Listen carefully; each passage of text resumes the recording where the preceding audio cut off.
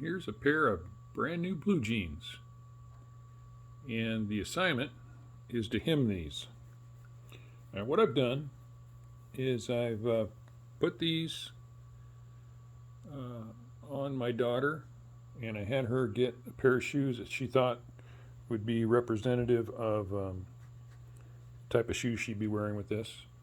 I had her put the pants on, wear them like she normally would on at about hip position, and then I got on the floor and I pinned this cuff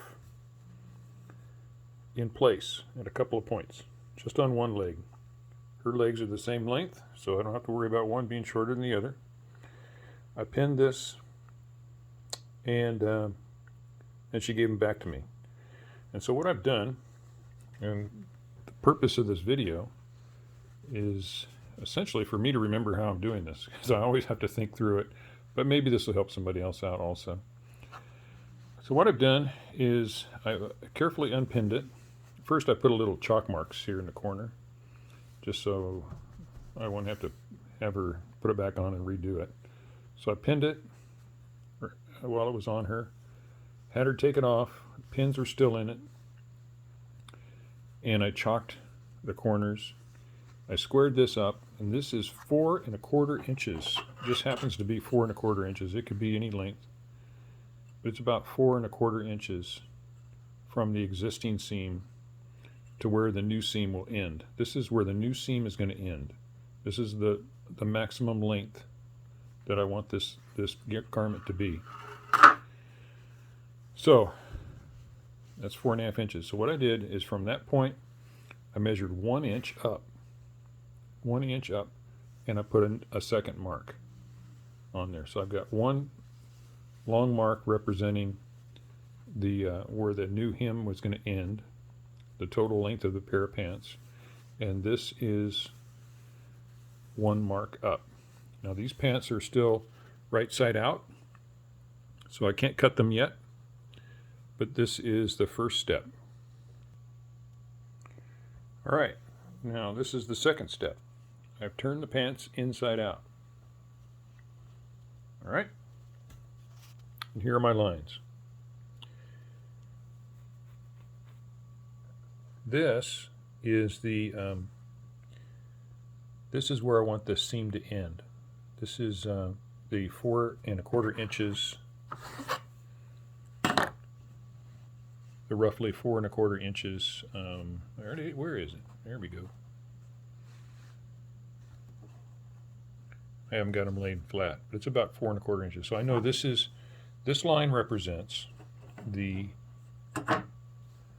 point where the new seam is going to end. But this is where I'm going to cut, because I'm going to roll it up, and I'm going to roll it and I'm going to stitch it. I'll show you that in a second. But this is my cut line.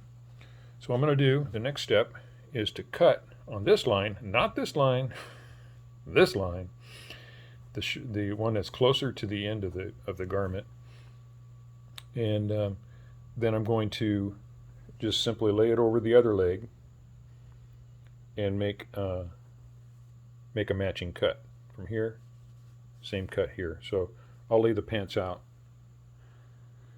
get them as flat as I can, and then I'm going to roll another cut on this line. And then the next step is going to be to sew this. I'm going to roll it up about 1/2 inch, and then I'm going to roll it here, and I'm going to stitch it right there. And that's the plan.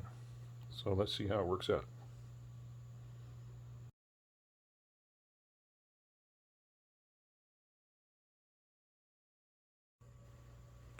All right, so now I've got everything cut, still inside out.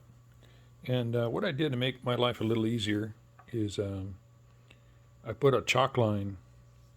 I rolled up that 1 inch that we were talking about, and I put a chalk line at the end. This is where the new seam is going to be, the end of this new seam. But I wanted to put a chalk line on there because my chalk line that I had before is tucked on the inside, and once I get this rolled up, I can't see it. So I'm doing it like that now. What I've done in the past before is I've simply just called this good right here. All right, and I don't worry about this frayed edge. I just let it roll, and then I'll run a stitch right there. That way, if it's not quite right, I can take it out and bring it down a little bit. I've got about a half an inch to play with, but never really had to do that much. So this time I'm going to try to roll it. I've got a brand new Janome over there. It's the HD 3000 BE edition, of course. And this will be the first pair of pants I've hemmed with that. So I'm gonna give that a try. That's a heavy duty machine. My old one wouldn't like this, but I'm gonna give it a try with this one. So what I'm gonna do is roll this in and pinch it and stitch this right here. Make it as straight as I can get it, and it should be looking really, really good. So let's go to that next step.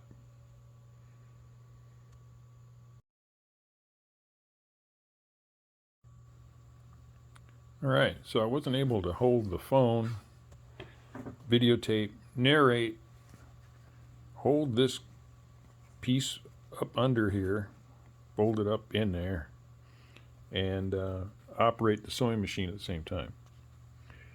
But the good old Janome HD 3000 BE came through. Had no problem rolling over these high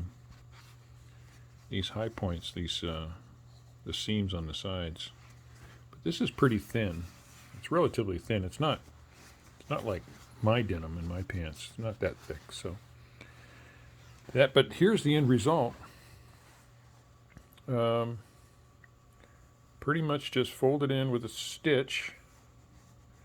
I did a simple straight stitch, number 13, with black thread. Nothing special. It's not perfectly lined up, but this is the inside out, so no one will ever know. So we're going to turn this right side out, do a last measurement, and that'll be it. Okay, so here we are on the other side of the bench, and everything came out pretty good. Not too bad. I think that didn't come out too bad. These are flared. These pants are flared, and I've seen some videos where they say you need to pinch in the middle to get them straight, but for your measurement. In other words, because they're flared like that, a little wider on the bottom than they are up here, you need to pinch them somehow and get them. I don't know. I made a straight seam across the bottom based on my very first measurement while it was on my daughter, on one leg only. Copied and did the same exact thing on this leg and did a rolling hem, and it seems like it's come out pretty good. So that is it. That's how I do it. I know I'm no professional. In fact, I'm pretty dangerous with this thing. I make a lot of mistakes and I break a lot of needles, but I think it worked out. That's how I do it. This is just a simple dad hem, and I think that's what I'll call the video here. This is how Dad does a hem. So that's it. Signing off.